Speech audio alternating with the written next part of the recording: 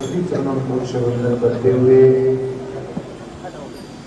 आज आप और हम सब लोगों का बड़ा ही सुंदर अहोभाग्य है कि अनंत श्री दरियावी महाराज के पावन धाम राम धाम रैण में त्रैमासिक चतुर्मासिक सत्संग का आप सभी लोग बड़े ही सुंदर भावों के साथ में जो सत्संग का लाभ उठा रहे हैं, जिनका पावन सानिध्य आप सब लोगों को मिल रहा है। रैण धाम के परम श्रद्धेय परम पूज्य आचार्य श्री के श्री चरणों को वंदन करते हुए उत्तराधिकारी जी पूज्य श्रद्धेय बस्तीराम जी महाराज, पूज्य श्रद्धेय आनंदीराम जी महाराज, पूज्य श्रद्धेय श्री राम जी महाराज और अभी अभी आप लोगों को बड़े ही चुनरी का सुंदर भाव प्रदान किया हमारे पूज्य श्रद्धेय गिराधर जी साहेब विराजी संत महापुरुषों के श्री चरणों को वंदन करते हुए हमारे मूर्खाराम जी पधारे हुए हैं।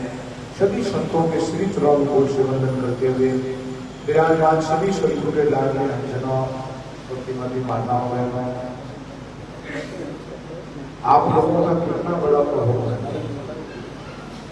जिस पुरुषोत्तम मास में बैठ करके आप सभी लोग संत महापुरुषों की दिव्य वाणी के द्वारा सत्संग का रसपान कर रहे हैं, इस पुरुषोत्तम मास का कितना बड़ा महत्व है। इस मास को बनाने के लिए भगवान को एक ऐसे भक्त की रक्षा के लिए, भक्त की रक्षा के लिए भगवान ने पुरुषोत्तम मास का बनाया।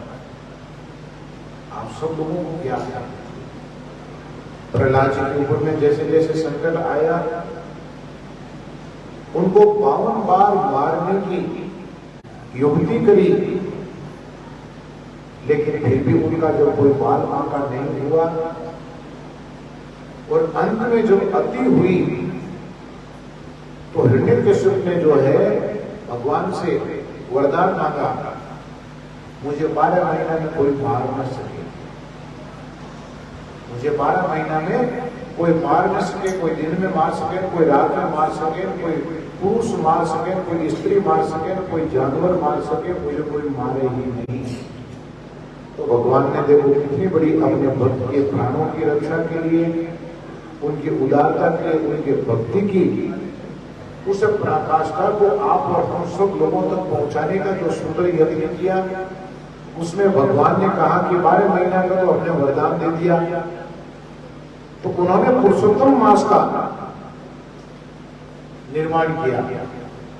हर 3 साल के बाद में जो 1 महीना आता है, वो 13 महीने का वर्ष होता है, वो है पुरुषोत्तम मास। तो पुरुषोत्तम मास में क्या करना चाहिए, सिर्फ और सिर्फ भक्ति करनी चाहिए। तो जैसे जो व्यक्ति इस महीने में भगवान की जितनी आराधना करता है, भगवान की उतनी ही बड़ी विशेष कृपा उस जीव के ऊपर होती है। और वो ऐसे गुरु धाम में बैठ करके दरियाव जी महाराज जैसे महापुरुषों की पावन धाम में बैठ करके, मुझे आचार्य श्री जी महाराज जैसे संतों के पावन सानिध्य में बैठ करके आप सब लोगों का जो अहर्निश भाव मिल रहा है, एक तरफ सत्संग मिल रही है, दूसरी तरफ देवल का दर्शन हो रहा है, गुरु धाम के दर्शन हो रहे हैं, बाहर निकल के आचार्य श्री की समाधि का दर्शन हो रहा है। मैं तो कहता हूँ कि जितने भी लोग यहाँ पर आए हैं, पूर्व जन्म में कोई बहुत बड़ा भाग किया, बहुत बड़ा पुण्य पुरुषार्थ किया, तब ये मनुष्य जीवन मिला। मनुष्य जीवन के पश्चात इस तरीके का सत्संग और ऐसे देव दर्शन का आप सब लोगों को दिव्य लाभ मिल रहा है। तो आज देव सत्संग का सुंदर भाव अभी श्री राम जी महाराज ने बड़ी ही सुंदर सत्संग का लाभ प्रदान कर ही रहे थे। आप सब लोगों को निरंतर सत्संग का भाव मिल ही रहा है। पूज्य आचार्य श्री का आप लोगों को निरंतर आशीर्वाद मिल ही रहा है। पूज्य शास्त्री जी महाराज का आशीर्वचन आप सब लोगों को मिल ही रहा है। और आप लोग जिस भाव के साथ में यहाँ पर बैठे हैं, तो हमेशा ये नियत करो कि जो पुरुषोत्तम मास का महीना है, वो उसमें और अन्य कोई कार्य नहीं होता, सिर्फ और सिर्फ भक्ति का ही कार्य होता है। और ये महीना सिर्फ और सिर्फ भक्ति के लिए है। जैसे कोई व्यक्ति चौमासा की खेती करता है, तो जो व्यक्ति अवोज और कार्तिक में अपने खेतों में भर भर करके अनाज कब ले जाएगा, जब आषाढ़ सावन में कोई बीज बोएगा, है वो बीज बोने का समय कौन सा वो है।